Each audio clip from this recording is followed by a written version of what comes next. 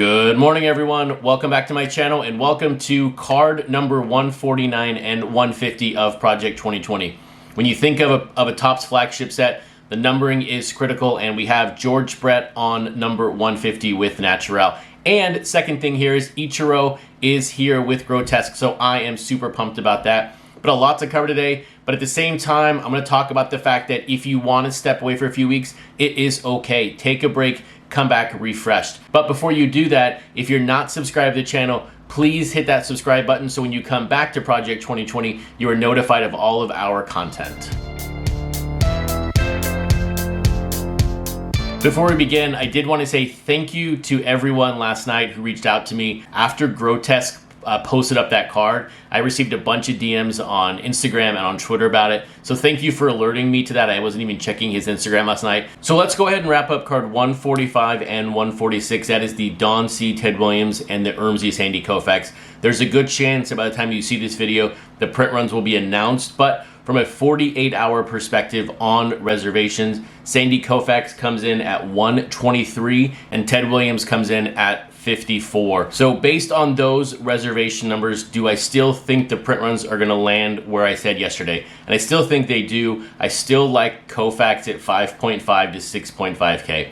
There is potential here that I undershoot this one, but I think right now in this environment, it's really tough to get to 7K unless you have a top tier player. I know Ermsey is special right now and he has the attention, but I still like over 6 with this card, but nothing more than 6.5. And then on Ted Williams, this one for me is still at 4.1 to 5.1. The demand has not been there, and when you look at the pre-orders are very low. So I still like this card, 4.1 to 5.1. I would be surprised if this card touched 5,000, but I think right in that middle range of 4,000 is a solid range for this card. So let's be real here for a second. Topps has no idea who I am or what I'm doing with these videos or whoever watches this content, but it really feels like they are making me decide between Grotesque and Natural today and throwing in Ichiro because these are my top two artists and I'm really having to pick a second card and a first card. Well, the first card is very obvious.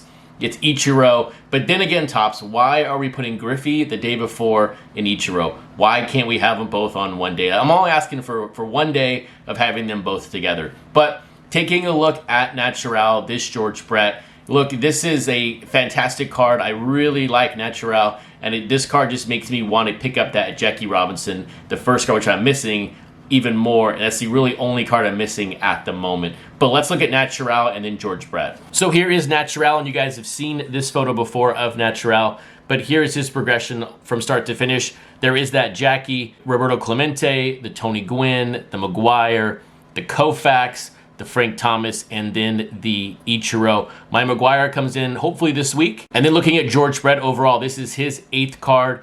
Gregory Siff, Mr. Cartoon, Tyson Beck, Grotesque, Keith Shore, Old Man Allen, and then recently with the Ermsey. So when you look at my favorite Natural and you look at my favorite George Brett, it's really tough. George Brett, I'm going to obviously lean towards the Grotesque card for that one. I also do like the Siff and the Tyson Beck. So I really like George Brett's cards overall. They haven't sold that well, but I do like those three. Maybe Grotesque edges them out just because I'm such a fan of Grotesque. But on the Natural, I'm really, really starting to like that Jackie Robinson more and more. Maybe it's because I want it so bad, but I do really like that card along with the Ichiro. The Ichiro is a great looking card, but really you can't go wrong, in my opinion, with any card from Natural. So as we move our focus over to the market and away from the cards today, what is the takeaway from the market when you look at this set overall? We are now at card 150, and we still have 250 cards to go. It's amazing at times to think about just how large and expansive this set is because it's 5 days a week, 2 cards a week, 2 cards a day, 10 a week. It's a very challenging set from the attention perspective.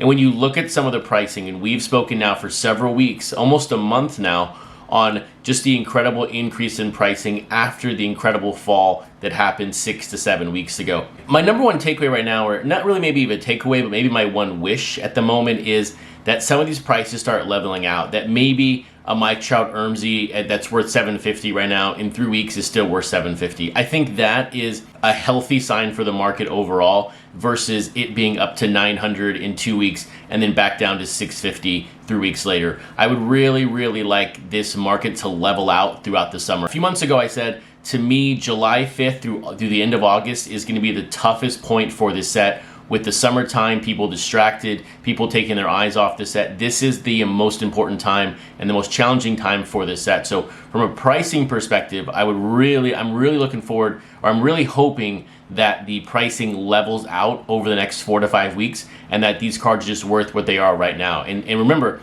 these cards at one time were worth $15. So if they're worth $500, $550, $600, I think it's all gravy at the end of the day. And then my second takeaway is about the collector base itself, and myself included with this sort of thought process. There are new people coming in every single day, and yesterday on Twitter I shared a photo. I sold 38 cards to one new collector. I think he's a new collector. I didn't ask too many questions, but he was putting together a couple base sets, and I was able to offload to him 38 cards to help him out. And so we're having new people come in all the time. But if you yourself are somebody who's been around since card 10 or 12 or 50 or 60 and you're getting burned out, take a few weeks off, come back refreshed, and then you're gonna find cards that you really like.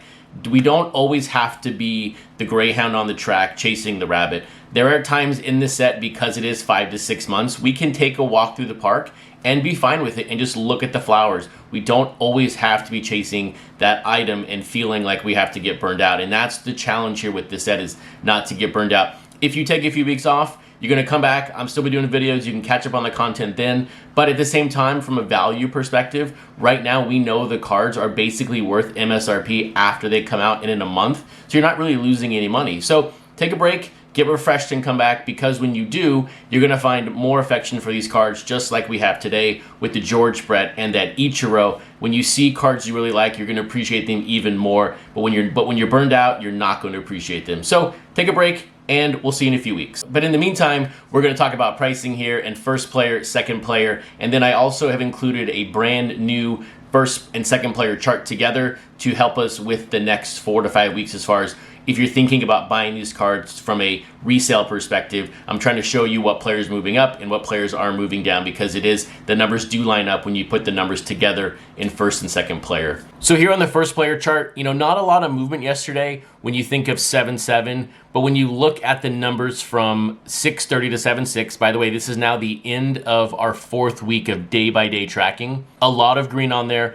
And then when you compare it to the first week of 6-9 to 6-15, a ton of green altogether. There are some incredible gains, and this will all be on the website. I know there are a lot of numbers on the screen right now, but the takeaway is solid movement over the past month. And then looking here at second player pricing, again, a ton of positive movement. When you look at 6:30 to 7-6, comparing that to 6-9 to 6-15, 17 of 20 cards are up. Just really, really strong movement. So now taking a look at the brand new chart for first and second player cards combined, there are a couple takeaways. And again, here, this is going to be on the website so you can take a look at it, because there's a lot of numbers on the screen for a quick video.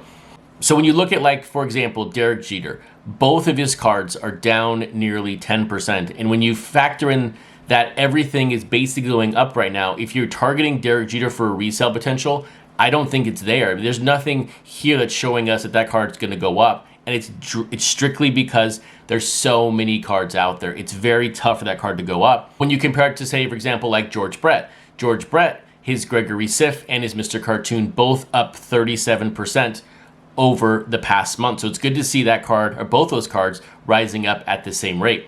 Then you look at over here, like Ted Williams. He is, on his Fucci card, he is down 8.8% on his first one, and his second card is only up 2%. So when you see those Ted Williams numbers, what does it tell you? It tells you that in this movement of the market, which is very positive, that he is not a person that I would be picking up to resell. And I'm not going to tell you what cards to purchase. I have no idea what cards are going to go up, and anyone who does is lying to you. These are where the numbers have been over the past month. But if you take a look at Jeter and Williams, that the numbers tell you those are two players I would avoid if you're looking to resell in the future. So Ichiro, what is there to say about Ichiro other than this is just an amazing card for a couple of different reasons? But number one, I wanted to show this off real quick. This is Ichiro's retirement paper from the Yomiuri Shimbun. I picked this up when I was leaving Tokyo from his opening day series, so it's kind of a cool thing that's on the desk all the time, or on my shelf over there. But Ichiro, Grotesque, a match made. I think it's just fantastic. When it comes to Grotesque and it comes to his progression, Ichiro's progression, let's take a look at those cards real quick. So this is Grotesque, or Kimu Myers. Obviously, he is a creative designer for Nike, so check out his work altogether. But Bob Gibson, Tony Gwynn, Roberto Clemente, Derek Jeter, the George Brett we just talked about, Dwight Gooden, and then Nolan Ryan. So the question is, because they went Mets with him, is Griffey going to be up next for Grotesque? But looking at Ichiro altogether, of course, he has card number 1, the most valuable card in the set. Then he has Ermsey, JK5, Sophia Chang, which is really growing on me from an Ichiro perspective. Then we have King Saladin, Keith Shore, and Natural. So Ichiro has had back-to-back cards, which is my favorite, which is the Natural and the now Grotesque. If you're curious, on the front of the card, it does say Mariners. I had to look that up on Google last night. When you search English or Japanese for Mariners, it does not come up that way. But then when you Google translate Mariners outfield, it does pop up that way. So I'm not familiar with the Japanese language altogether and why that is, but I had to figure that out in Google. And that's why I looked at the paper yesterday, because I wanted to see if I could find those characters in the paper, but I couldn't find it, so I had to go to Google. But now when you look at my favorite Ichiro and you look at my favorite Grotesque card, all the Grotesque cards are great, but I like this Ichiro now more because it's different. I did originally really like Grotesque because of the number 3, the 3 lines on the card. That is not present in this card, but I like how different this card is versus his other cards so far. And then on Ichiro, look, they're all great, but I would go with this Grotesque for right now. Now taking a look at pre-orders from yesterday on the Jacob Rochester Nolan Ryan and the Ken Griffey Jr. Joshua Videz. Ken Griffey Jr. comes in at 78 pre-orders, and Nolan Ryan comes in at 42. Low pre-orders, especially for Griffey, at only 78. When you take a look at his recent performance of his last 3 cards, the numbers continue to drop on Griffey. They're even lower than where he was with Old Man Allen. So this print run projection for me is very difficult because I'm seeing these numbers continue to drop and drop and drop. But where is that break-even point? So on Griffey right now, where I'm targeting after 24 hours, is 6 to 7.5. I think right now when you look at Joshua Videz, the social media commentary on this card, the current environment, when you compare it to the Old Man Allen, I don't know right now how this card gets over 7.5. That's very low for Griffey, but we will see how the pre-orders go today. I might readjust, I may not. And then when you look at Nolan Ryan, 42 pre-orders. Where is he going to fall after? Where is his print run going to fall? I'm putting it out here right now, 3.5 to 4.5. Right now, I'm not sold on a range in the 3s, but if there's a card that's going to do it, it's going to be this card. We will see, though, how the pre-orders land tonight at 11 o'clock. If you like this video, please give it a thumbs up, but also, if you want more news and notes from me about Project 2020, check out that playlist on the screen right now.